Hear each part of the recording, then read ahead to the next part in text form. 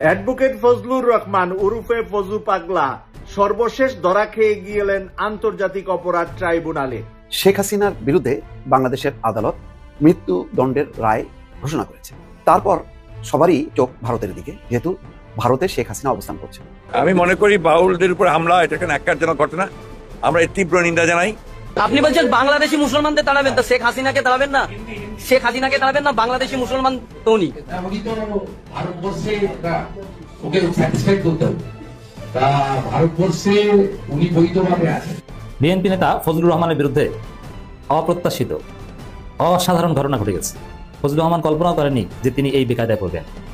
8ই August doctor Mohammad Yunus যখন ক্ষমতা গ্রহণ করলেন, উনি তার পরের দিন থেকে প্ল্যান করা শুরু করলেন যে উনি আয়নাঘরে যাবেন, আয়নাঘরের ভয়াবহতা উনি দেখবেন। দর্শক কিন্তু একা একা একটু চিন্তা করে দেখেন, উনি ক্ষমতা নেওয়ার 24 ঘন্টার ভিতরে প্ল্যান করে ফেললেন উনি আবু সাইদের বাড়িতে যাবেন, ওনার সাথে দেখা করবেন, কিন্তু আয়নাঘরে ওনাকে যেতে দেওয়া হলো না। আসসালামু আলাইকুম দর্শক, নতুন একটা নিউজে সবাইকে স্বাগতম। দর্শক, ভিডিওর শুরুতেই যে ভিডিওগুলোর অংশ বিশেষ আপনারা দেখেছেন, ভিডিওর অংশগুলো দেখেই বুঝতে পেরেছেন যে আজকের এই ভিডিওটি কতটুকু গুরুত্বপূর্ণ এবং আকর্ষণীয় হতে চলেছে। দর্শক, তাই সবাইকে বলবো ধৈর্য সহকারে আজকের এই ভিডিওগুলো দেখতে হবে আপনাদের, তাহলে সবকিছু জানতে পারবেন বা বুঝতে পারবেন। তো চলুন কথা না বাড়াই ভিডিওগুলো দেখে আসি। দাঁড়ান, যারা এখন পর্যন্ত আমাদের এই চ্যানেলটি সাবস্ক্রাইব করেন, প্রতিনিয়ত এ ধরনের গরম গরম খবরগুলো পেতে আমাদের চ্যানেলটি সাবস্ক্রাইব করে দিবেন। যারা করেছেন ধন্যবাদ। চলুন একটা লাইক দিয়ে বিস্তারিত সবগুলো ভিডিওর আলোচনাগুলো শুনে আসি। অনেক রকম ঘুড়ি আকাশে উঠতে দেখলাম গত 15 মাসে। এর মধ্যে লাস্ট একটা ঘুড়ি উঠলো উপরের দিকে, এর নাম হলো বাউল ফাউল ঘুড়ি। হ্যাঁ ভাই, আবুল সরকারের ঘুড়ি আকাশে উঠলো। আর ওই ঘুড়ির সুতাটা কার নাটাই, কার হাতে ওই নাটাই। হ্যাঁ ভাই, কোথাও সে বাধা আছে, ওইখান থেকে উড়ানো হয়েছে। কারণ দেখেন, গত 15 মাসে আমরা অনেক কিছু দেখছি, যেমন মাজার ভাঙাভাঙি দেখছি না ভাই? আমরা তো জানি কোন ঘটনার কি রিয়াকশন হইতে পারে। আর এই বাউল সরকার এমন না যে ভাই কোনো ভোদাই মানুষ, অনেক বুদ্ধিমান মানুষ ভাই। ওনার অনেক ভক্ত, এত ভক্ত আগে জানতাম না। হ্যাঁ ভাই, আমাদের দেশের বুদ্ধিজীবীরাও ওনার ভক্ত। এক বুদ্ধিজীবী তো এক হইতেছে, বাউল সরকারের ছাইরা দাও, ওরে জেলে না নিয়ে আমারে জেলে নিয়ে যাও। আর এই বাউল সরকার কি বললো, কেন বললো, এটা আপনারা এর মধ্যে জেনে গেছেন। দেখেন ভাই, ধরেন আপনার সাথে আমার রাস্তায় দেখা হলো, আর আমি যদি বলি আপনাকে, ওই মিয়া তোমার বাপ এটা কেমন মানুষ, কোনো কথা ঠিক নাই, এটা কি তার মুখ না গোয়া? এটা বলার সঙ্গে সঙ্গে আপনার হাতটা, এই হাতটা কোথায় যাবে ভাই? আমার নাকে আসবে না? স্ট্রেট নাকের মধ্যে মাইরা দিবেন তো আপনি, কারণ আপনার বাপকে নিয়ে আমি বলতেছি যে আপনার বাপের এটা মুখ না গোয়া। এবার চিন্তা করেন, শুধু আমি আপনার বাপকে বলছি বলে আপনি আমার নাকে মারছেন। এখন যদি আমার আল্লাহকে কেউ এমন কথা বলে, সেটা কি আপনি মাইনা নিবেন? না, মাইনা নিবেন না। ওনার সমস্ত ভিডিও আমি দেখছি, এর মধ্যে টাইনা দেখছি ভাই, খুব বিরক্তিকর লোক। হ্যাঁ ভাই, বাউলকে কে না পছন্দ করে, গান না কে পছন্দ করে? পৃথিবীতে এমন কোন মানুষ আছে যে গান পছন্দ করে না? গান পছন্দ না করলে তো সে মানুষই না ভাই।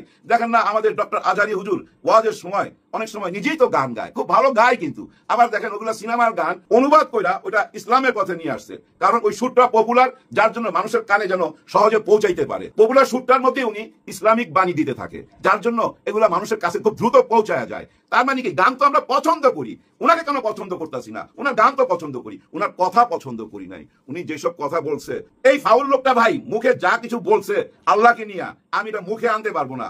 আবার দেখেন, উনি দাড়ি নিয়েও কিন্তু মস্কারা করছে ভাই, মহা মস্কারা। উনি বলতেছে এক একটা দাড়ির মধ্যে 70টা কইরা ফেরেশতা ঝুলা থাকে।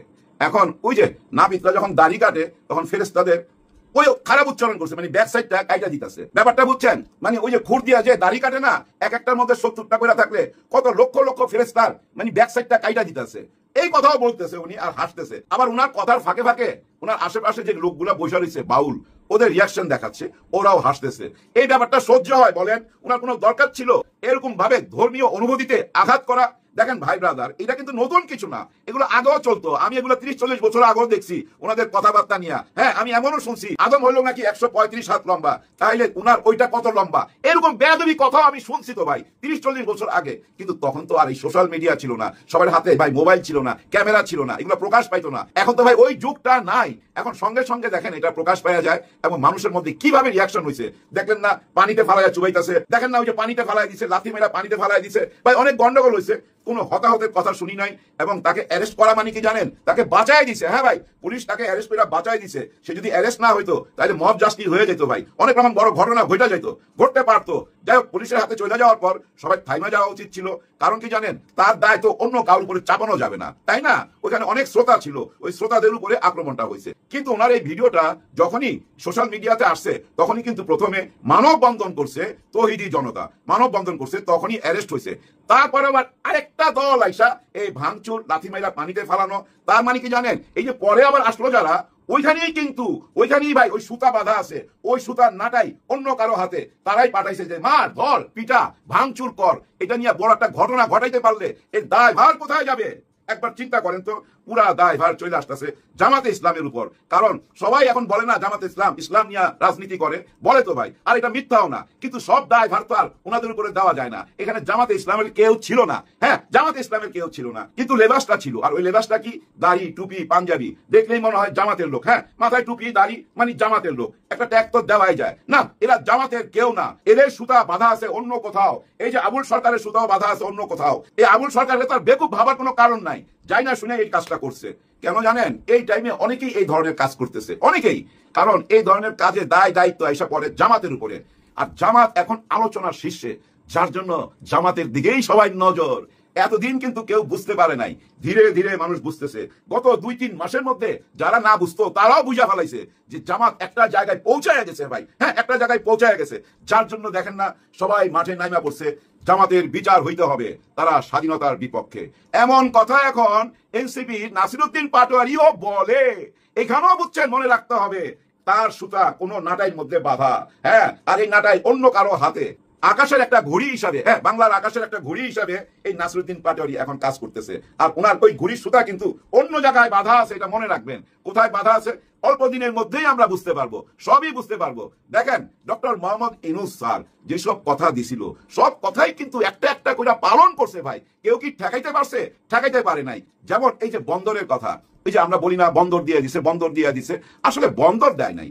বন্দরের কার্যকলাপ গুলা করার জন্য অন্যকে দায়িত্ব দেওয়া হয়েছে। এই বন্দরটা কিভাবে চলবে না চলবে, এখানে জাহাজের মাল কিভাবে খালাস হবে, এবং যাদের মাল আসবে তাদের সঙ্গে কিভাবে বৈশাখ কথা বলতে হবে, এখানে কোনো ঘুষ, রাহাজানি, দুর্নীতি চলবে না। এই জন্য বিদেশিদের হাতে তুলে দিছে যে আপনারা এটা চালান। ঠিক একইভাবে এই এয়ারপোর্টটাও দিয়ে দেওয়া উচিত আমাদের। এই এয়ারপোর্টে আমাদের প্রবাসী ভাই বোনরা ভাই যখন আসে, আমি এমন মানুষকেও দেখছি, এক প্রবাসী ভাইকে দেখছি শুয়ে এভাবে বুক থাপড়াইতেছে আর কাঁদতেছে, কারণ ওনার সারা জীবনের উপার্জন ওই ব্যাগটাইটা নিয়ে চলে গেছে। এই এয়ারপোর্টটাও দিয়ে দেওয়া উচিত ডক্টর মোহাম্মদ ইউনূস স্যারের। এই যে বন্দর দিছে, এই বন্দর নিয়ে এখন দেখেন সবাই আপত্তি যে না না, ওনাদেরকে কে ম্যান্ডেটটা দিল? ওনাদের কোনো অধিকার নাই এটা বিদেশিদের হাতে তুলে দেওয়া। এটা ভাই বিদেশিদের হাতে তুলে দেয় নাই, বিদেশিদেরকে আনছে কার্যকলাপ চালাইবার জন্য। ওই টার্মিনালটা দেওয়া হয়েছে, বন্দর দেওয়া হয় নাই। শুধু টার্মিনালের কাজকর্ম চালাবে তারা। কারণ কি জানেন, তাদের ওইখানে কোনো ঘুষ চলবে না, দুর্নীতি চলবে না। এখন তো ভাই এখানে শত শত কোটি চাঁদাবাজি হয়, আর এই চাঁদাবাজির টাকা নিচের থেকে উপর পর্যন্ত, এবং এই যে খাকি পোশাক ওইখানেও চলে যায় ভাই, ওইখানেও যা আপনারা বিশ্বাস করেন। সেই রাস্তাটা বন্ধ করছে, কারণ আমাদের 3 দিক বন্ধ বলছে না ডক্টর ইউনূস স্যার? 3 দিক বন্ধ কোন দিক থেকে? মানে 3 দিক ভারত, একটা দিক শুধু খোলা, এই সাগরের দিক। আর এই সাগর থেকেই আমাদেরকে উপার্জন করতে হবে। উনি দেশের উপার্জন বাড়াইতেছে ভাই। যখন প্লেন আবিষ্কার হয় নাই, ট্রেন আবিষ্কার হয় নাই, মোটরসাইকেল আবিষ্কার হয় নাই, গাড়ি আবিষ্কার হয় নাই, তখন তো এই বন্দর দিয়েই এক দেশ থেকে আরেক দেশে বাণিজ্য করতো সওদাগররা। আপনারা শুনছেন না? এগুলো ইতিহাস জানেন না? অবশ্যই জানেন। সেই বন্দরকেই উনি কাজে লাগাইছে। আর এটা বন্ধ করার জন্য ভাই যত রকম প্রতিবাদ কইরা না পাইরা এখন আইনের হেল্প নিছে। দেখা যাক আইন কি বলে। আমার তো বিশ্বাস আইন বুঝতে পারবে। হ্যাঁ ভাই, আইন বুঝতে পারবে। ডক্টর ইউনূস স্যার বাংলাদেশকে ভালোবাসাই এই কাজটা করছে। হ্যাঁ ভাই ব্রাদার, ভালোবাসাই এই কাজটা করছে। এবং একটু আগে বললাম যে এই এয়ারপোর্টটা দিয়ে দেওয়া উচিত। এই এয়ারপোর্টটা দিয়ে দিলে ভাই অনেক উন্নতি হবে। আপনারা জানেন কি জানেন না আমি জানি না, গত 54 বছরের মধ্যে গত 15 মাস, কথাটা খেয়াল রাখেন, গত 54 বছরের ইতিহাসটা ঘাটেন এই এয়ারপোর্টের, দেখবেন প্রায় লস লস লস, মানে প্রতি বছরই এটা লস দেওয়া হয়। কিন্তু গত 15 মাসের হিসাবটা আনেন, একটু আগে আমি দেখলাম লাভ ভাই, লাভ আর লাভ প্রায় 1900 কোটি টাকা, হয়তো এরকমই হতে পারে অ্যামাউন্টটা, আমার ঠিক মনে নাই, আপনারা খুঁজলেই পাবেন। লাভ হয়েছে ভাই গত 15 মাসে। কেন লাভ হলো? অনেক দুর্নীতি বন্ধ করা হয়েছে। হ্যাঁ ভাই, অনেক সিস্টেম চেঞ্জ করা হয়েছে। ডক্টর ইউনূস স্যার বলছিল না ছোট প্যাকেজ চান না বড় প্যাকেজ, কেউ আমরা বলতে পারি নাই। উনি মনে মনে একটা মাঝামাঝি প্যাকেজ নিছে, ছোটও না বড়ও না। আর ওই প্যাকেজের মধ্যেই ছিল ওই যে বিচার কার্য, ওইটা অলরেডি কইরা ফেলাইছে। আরেকটা ছিল ভাই বিডিআর এর, সেটা সামনে আসবে কিনা জানি না। শুনছিলাম তো ভাই 2 মাস আগে এই নভেম্বরে বিডিআর এর মামলাটা সামনে আসবে। আমার মনে হয় নির্বাচনের যে ঢেউ চলে আসছে হয়তো এটা সামনে নাও আসতে পারে, কিন্তু স্যার এমন ভাবে অ্যারেঞ্জমেন্ট করে রাখা যাইতেছে। হ্যাঁ ভাই, এই জুলাই সনদপত্র নিয়ে কোনো টেনশনের কিছু নাই। আইনি বৈধতা মনে করেন 80% পাওয়া গেছে। শুধু হ্যাঁ না ভোটটা তো ওই জাতীয় নির্বাচনের দিন সেটাও পাওয়া যাবে ভাই। কারণ জানেন হ্যাঁ মানি কি জানেন, একটা নতুন বাংলাদেশ। হ্যাঁ মানি এই দেশ থেকে দুর্নীতি বন্ধ করা। হ্যাঁ মানি আমরা নতুন ভাবে আবার বাঁচার স্বপ্ন দেখা। মাইরা ফালাইছিল তো আমাদেরকে, দেশটা বিক্রি করে ফালাইছিল, ওইখান থেকে তো মুক্ত হয়েছি। আর সেই মুক্তটা ধরে রাখতে হবে ভাই। জুলাই গণ অভ্যুত্থান মানে কি জানেন, বাংলাদেশ রক্ষা করা। সেই রক্ষা করার দায়িত্বটা আমরা কাদেরকে দিব সেটা বিবেচনা করার জন্য ভাই কারো কান কথা শোনার দরকার নাই যে আমি আমার ভোটটা কাকে দিব, আমাদের দেশের দায়িত্বটা আমরা কাকে দিব। এটা অন্যের কোনো কথা শোনার দরকার নাই, আমার কথা আপনার কানে নেওয়ার দরকার নাই। এই যে আপনার হাতের মোবাইল, এই মোবাইলের দিকে তাকায় থাকবেন আর একটার পর একটা দেখতে থাকবেন। এই মোবাইলই আপনাকে বইলা দিবে আপনি কোন পথে যাবেন। হ্যাঁ, বোমাগুলোকে বের করে নিয়ে এসে নিষ্ক্রিয় করেন এবং এর পুরো জিনিসগুলো কিন্তু আমরা ভিডিও চিত্র ধারণ করেছি। এই ব্যাপারে জিডি হয়েছে, ওই বোমাগুলোর যে বিস্ফোরণের পরে আলামত সেগুলো জব্দ আছে, everything is fully documented. General ওয়াকারের অফিসের 1 মাইলেরও মধ্যে আয়নাঘর তৈরি করা হয়েছিল হাসিনার নির্দেশে, এবং from day one general Tarique Siddiqui এবং ওয়াকার কাঁধে কাঁধ মিলিয়ে আয়নাঘর তৈরি করেছিল। 8ই আগস্ট ডক্টর মোহাম্মদ ইউনূস যখন ক্ষমতা গ্রহণ করলেন, উনি তার পরের দিন থেকে প্ল্যান করা শুরু করলেন যে উনি আয়নাঘরে যাবেন, আয়নাঘরের ভয়াবহতা উনি দেখবেন। দর্শক বিন্দু একা একা একটু চিন্তা করে দেখেন, উনি ক্ষমতা নেওয়ার 24 ঘন্টার ভিতরে প্ল্যান করে ফেললেন উনি আবু সাইদের বাড়িতে যাবেন, ওনার সাথে দেখা করবেন, কিন্তু আয়নাঘরে ওনাকে যেতে দেওয়া হলো না। কি করা হলো আয়নাঘরে? আয়নাঘরের আলামত নষ্ট করার জন্য ওয়াকার এবং ডিজিএফআই এবং ভারতের র একত্র হয়ে গার্বেজ জড়ো করলো, চেয়ার টেবিল সরালো, আলামত কমপ্লিটলি ডিস্ট্রয় করলো। ডক্টর ইউনূসকে বারবার বলা হলো আপনি ওখানে যাবেন না, আপনি যদি ওখানে যান একটা অ্যাক্সিডেন্ট করাতে পারে, অ্যাক্সিডেন্ট হতে পারে, বিভিন্ন অজুহাত তৈরি করা হলো। এই অজুহাতটা কেন তৈরি করা হলো? ডক্টর মোহাম্মদ ইউনূস উনি যেন আয়নাঘরের ওখানে না যায়, উনি যেন এটা নিয়ে জাতিসংঘকে, পশ্চিমা বিশ্বকে ইনভাইট করে ওটা দেখাতে না পারে। এখন র একটা কাজ সবসময় করে দর্শকবৃন্দ, কি করে? র এর যে লোকগুলো দিয়ে বাংলাদেশে নিয়ন্ত্রণ করায়, যদি দেখে তাদের স্বার্থসিদ্ধি হয়ে গেছে অথবা ধরা পড়ে, তাদেরকে সহ র মেরে ফেলে। তো তারা চিন্তা করেছে ডক্টর মোহাম্মদ ইউনূস কোনোভাবে যদি আর্মির কথা না শুনে, ওয়াকারের কথা না শুনে, ডিজিএফআই কথা না শুনে, ইউনূসের চারপাশে লুকিয়ে থাকা জেনারেল হাফিজ অথবা জেনারেল ফেরদৌসের কথা না শুনে, তাহলে তাদের সবাইকে সহ ইউনূসকে মেরে ফেলো। তারা ষড়যন্ত্র করলো। কি ষড়যন্ত্র করলো? ইউনূস সাহেব প্ল্যান করলেন, হঠাৎ করে উনি ফেব্রুয়ারি মাসের 10 তারিখে অলমোস্ট কনফার্ম, কাউকে জানালেন না যে আমি আয়নাঘর দেখতে যাব। হঠাৎ করে উনি বললেন আমি আজকে যাবই। যখন উনি বললেন যাবই, তার আগের থেকে ওখানে টাইম বোমা সেট করে রাখলো, টাইম বোমা সেট করে রাখলো। ডক্টর ইউনূস সাহেব উনি চিন্তা করলেন আমি ওখানে যাব, ওখানে যাওয়ার আগে আন্তর্জাতিক ট্রাইব্যুনালের তাজুল ইসলামকে সহ আরো ইনভেস্টিগেটরদের সহ ওনারা ওখানে যাবেন। জেনারেল ওয়াকার ওখানে টাইম বোমা সেট করালেন যাতে একত্রে ডক্টর মোহাম্মদ ইউনূস, তাজুল ইসলাম সহ আন্তর্জাতিক ট্রাইব্যুনালের প্রত্যেকটা লোক যেন ওখানে অ্যাসাসিনেট করা যায়। টাইম বোমা সেট করলেন। এখন দর্শকবৃন্দ, র এখানে অনেকে বলবে ওখানে যখন তাজুল সাহেব গিয়েছে, ওখানে যখন যারা টাইম বোমা পেয়েছে জিজ্ঞাসা করেছে, একটা বালতির ভিতরে যখন টাইম বোমা বেরিয়ে আসলো, জিজ্ঞাসা করা হলো এগুলো কোথা থেকে এসছে? ডিজিএফআই লোকজনরা আয়নাঘরের দায়িত্ব নিয়োজিত হায়নারা বলল আমরা জানি না। দর্শকবৃন্দ, আমরা জানি না। বোমা সেট করে রাখার পরে ওই হায়নারা বলছে আমরা জানি না এই টাইম বোমা কোথা থেকে আসছে। তাজুল ইসলাম এই বিষয়টা নিয়ে আগে কথা বলে নাই, কিন্তু তাজুল ইসলাম হঠাৎ করে এটা নিয়ে কথা বললেন। শুনুন তাজুল ইসলাম কি বলে। আপনারা হয়তো অনেকে জেনে থাকবেন যে আমরা ওই সময় যখন প্রধান উপদেষ্টা তার পরবর্তীতেই সফরে যান, তার আগে আমরা গিয়েছিলাম। তখন আমরা যখন এই যে ডিটেনশন সেন্টারগুলো, এগুলোকে নানানভাবে আলামত নষ্ট করা হয়েছে, রুমগুলোকে নানানভাবে ভেঙে চুরে বিকৃত করা হয়েছে, সাউন্ড প্রুফিং ম্যাটেরিয়াল ছিল, টর্চারের যন্ত্রপাতি ছিল, এগুলো সরানো হয়েছে, গার্বেজ দিয়ে, নানান ধরনের ফার্নিচার, ময়লা আবর্জনা দিয়ে ডাম্প করে রাখা ছিল, যাতে করে ওখানে রেডিলি কেউ ঢুকে কিছু বের করতে না পারে। দরজাগুলো সোজা কথায় আলামতগুলো নষ্ট করা হয়েছে। এখন এই পরিস্থিতিতে আমরা যখন এখান থেকে খুঁজে খুঁজে আলামত আমাদের তদন্ত সংস্থা বের করার চেষ্টা করছিল, আমি নিজেও সেখানে উপস্থিত ছিলাম। তো আমরা সবকিছু সরা থেকে একটা বালতির মতো আমরা পাই। তো বললাম যে এখানে কি আছে একটু দেখা যাক। তো আমাদের ইনভেস্টিগেটর প্রসিকিউটর ওরা কি করেছে, বালতিটাকে উপর করে ঢালার চেষ্টা করেছে, একটু সাথে সাথে 5টা বড় বড় সাইজের বোমা তার দিয়ে লাগানো একটা সাথে, এবং এক পাশে একটা টাইমার লাগানো, সেটা বেরিয়ে আসে। আমি তখন সামনে ছিলাম। তো সাথে সাথে আমি চিৎকার দিয়ে বলছি যে স্টপ, আস্তে করে রাখো। রেখে আমরা ওই অবস্থা থেকে রুম থেকে দ্রুত সবাইকে বের করে দিলাম, দিয়ে তো ওখানে যারা দায়িত্বপ্রাপ্ত ছিল অফিসার তাদেরকে আমরা বললাম যে এটা কিভাবে আসলো, তখন বললো আমরা জানি না, এটা তো আপনাদেরই এলাকায় জুরিসডিকশনে। তো এরপরে আমরা ওটাকে সিল করে দিয়ে চলে আসি।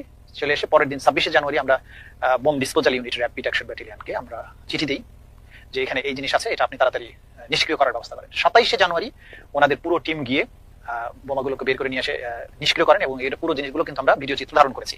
এই ব্যাপারে জিডি হয়েছে, ওই বোমাগুলোর যে বিস্ফোরণের পরে আলামত সেগুলো জব্দ আছে, এভরিথিং ইজ ফুললি ডকুমেন্টেড। এবং আমরা তখন তাদেরকে বলি যে যেহেতু প্রধান উপদেষ্টা এগুলো দেখতে আসবেন, আপনারা ভালো মতো সুইপ করেন, কারণ উনি আসার পরে যদি এই ধরনের ঘটনা ঘটে তাহলে পুরো জিনিসটা কত ভয়াবহ হবে। এরপরে সুইপ করা হয়, এবং আমরা তখন কিন্তু এই বিষয়টা নিয়ে কথা বলতে চাইনি, কারণ এটা প্রধান উপদেষ্টার সফরকে বাধাগ্রস্ত করতে পারে। সবকিছু মিলিয়ে আমরা আমাদের কাজের সাথে এটা বলিনি। দর্শকবৃন্দ, একটা কথা, আমরা বাংলাদেশিরা কিভাবে লোকজনদেরকে বুঝালে তারা একটা জিনিস বুঝে। জেনারেল ওয়াকার 17 বেঙ্গলের অ্যাক্টিং সিও হিসাবে সোলজারদের সহ দাঁড়ায় থাকলেন পিলখানায়, ভিতরে ঢুকলেন না। বলা হলো আপা নিষেধ করেছে, ঢোকা যাবে না। এই জেনারেল ওয়াকার মেজর অবস্থায়, জেনারেল ওয়াকার তার ব্রিগেড কমান্ডার হাকিমকে, ব্রিগেডিয়ার জেনারেল হাকিমকে ডিসোবে করলো, ডিসিপ্লিন ব্রেক করলো, তারপরেও তাকে ওখানে রাখা হলো, তাকে ব্রিগেড কমান্ডার বানানো হলো 46 এর।